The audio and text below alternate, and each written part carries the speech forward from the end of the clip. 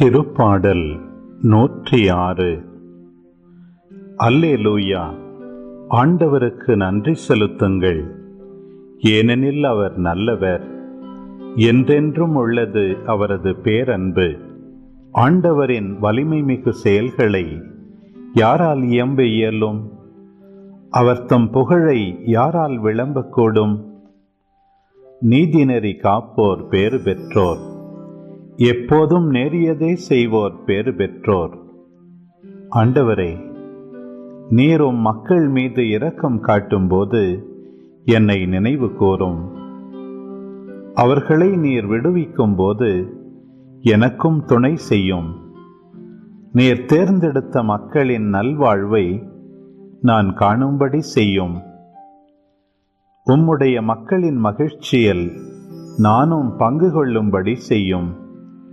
அப்போது உமது உரிமை சொத்தான மக்களோடு உம்மை போற்றிட இயலும். எங்கள் மூதாதையரின் வழி நடந்து நாங்களும் பாவம் செய்தோம், குற்றம் புரிந்தோம், தீமை செய்தோம். எங்கள் மூதாதையர் எகிப்தில் நீர் செய்த வியத்தகு செயல்களை பற்றி சிந்திக்கவில்லை. உமது மாபெரும் பேரன்பை அவர்கள் நினைவில் கொள்ளவில்லை. மாறாக உன்னதமானவரை எதிர்த்து செங்கடல் ஓரத்தில் கலகம் செய்தனர். அவரோ தமது பெயரின் பொருட்டு அவர்களை விடுவித்தார். இவ்வாறு அவர் தமது வலிமையை வெளிப்படுத்தினார். அவர் செங்கடலை அதட்டினார், அது உலர்ந்து போயிற்று. பாலை நிலத்தில் நடத்தி செல்வது போல் அவர்களை ஆழ்கடல் வழியே நடத்தி சென்றார். எதிரியின் கையினின்று அவர்களை விடுவித்தார். பகைவரின் பிடியினின்று அவர்களை மீட்டார். அவர்களுடைய எதிரிகளை கடல் நீர் மூழ்கடித்தது. அவர்களுள் ஒருவர் கூட எஞ்சியிருக்கவில்லை. அப்பொழுது அவர்கள் அவருடைய வாக்குறுதிகளில் நம்பிக்கை வைத்தார்கள். அவரை புகழ்ந்து பாடினார்கள். ஆயினும் அவர் செய்தவற்றை அவர்கள் விரைவிலேயே மறந்துவிட்டார்கள். அவரது அறிவுரைக்காக அவர்கள் காத்திருக்கவில்லை. பாலை நிலத்தில் அவர்கள் பெருவிருப்புக்கு இடம் கொடுத்தார்கள். பாழ்வெளியில் அவர்கள் இறைவனை சோதித்தார்கள்.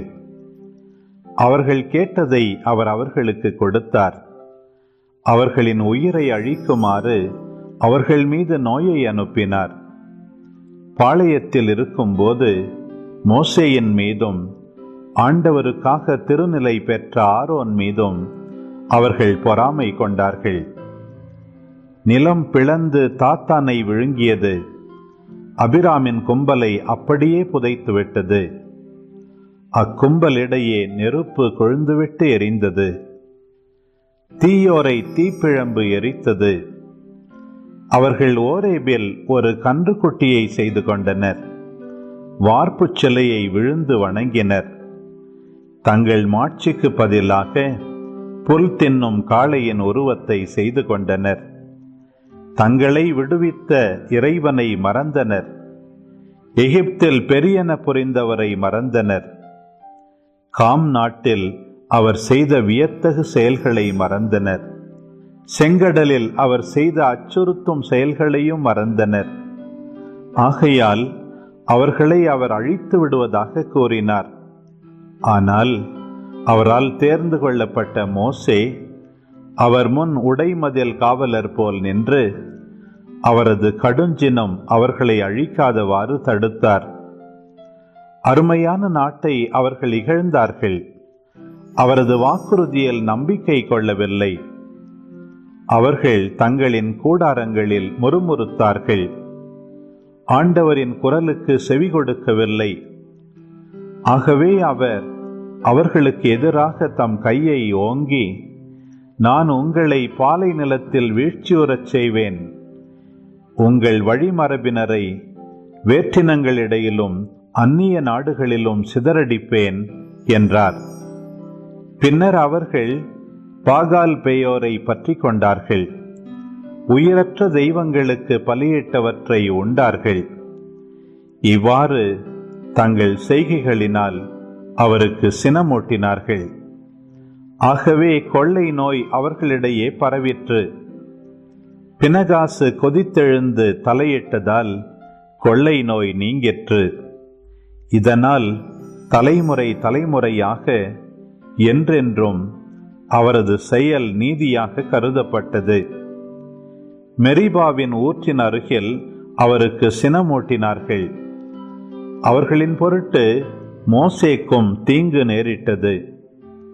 மோசேக்கு அவர்கள் மனக்கசப்பை ஏற்படுத்தியதால் அவர் முன்பின் பாராது பேசினார்.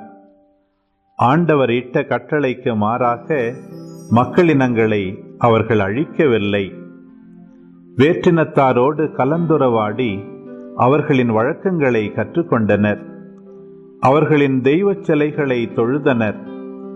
அவையே அவர்களுக்கு கண்ணிகளாயின. அவர்கள் தங்கள் புதல்வர் புதல்வியரை பேய்களுக்கு பலியிட்டனர். மாசற்ற இரத்தத்தை, தங்கள் புதல்வர் புதல்வியரின் இரத்தத்தை சிந்தினர். கானான் நாட்டு தெய்வங்களின் சிலைகளுக்கு அவர்களை பலியிட்டார்கள். அவர்களின் இரத்தத்தால் நாடு தீட்டுப்பட்டது. அவர்கள் தங்கள் செயல்களால் தங்களை கரைப்படுத்திக் கொண்டனர். தங்கள் செயல்கள் மூலம் வேசித்தனம் செய்தனர். எனவே ஆண்டவரின் சினம் அவர்தம் மக்களுக்கு எதிராக பற்றி எறிந்தது. தமது உரிமை சொத்தை அவர் அருவருத்தார். வேற்றினத்தாரின் கையில் அவர் அவர்களை ஒப்படைத்தார். அவர்களை வெறுத்தோரே அவர்களை ஆட்சி செய்தனர். அவர்கள் எதிரிகள் அவர்களை ஒடுக்கினர். தங்கள் கையின் கீழ் அவர்களை தாழ்த்தினர். பன்முறை அவர் அவர்களை விடுவித்தார். அவர்களோ திட்டமிட்டே அவருக்கு எதிராக கலகம் செய்தனர். தங்கள் தீச்செயல்களினால் அவர்கள் தாழ்நிலை அடைந்தனர். எனினும் அவர் அவர்களது மன்றாட்டுக்கு செவிசாய்த்து அவர்களது துன்பத்தை கண்டு மனமிறங்கினார். அவர்களுக்கு உதவுமாறு அவர் தமது உடன்படிக்கையை நினைவு கூர்ந்தார். தமது பேரன்பிற்கேற்ப கழிவிரக்கம் கொண்டார். அவர்களை சிறை செய்த அனைவர் முன்னிலையிலும் அவர்கள் இரக்கம் பெறும்படி செய்தார். எங்கள் கடவுளாகிய ஆண்டவரே, எங்களை விடுவித்தருளும். வேற்று நாடுகளினின்று எங்களை ஒன்று சேர்த்தருளும். அப்பொழுது நாங்கள் உமது திருப்பெயருக்கு நன்றி செலுத்துவோம். உம்மை புகழ்வதில் பெருமை கொள்வோம். இஸ்ரேலின் கடவுளான ஆண்டவர் ஊழி ஊழியாய் புகழப் பெறுவாராக. மக்கள் அனைவரும் ஆமென் எனச் சொல்வார்களாக. அல்லேலூயா.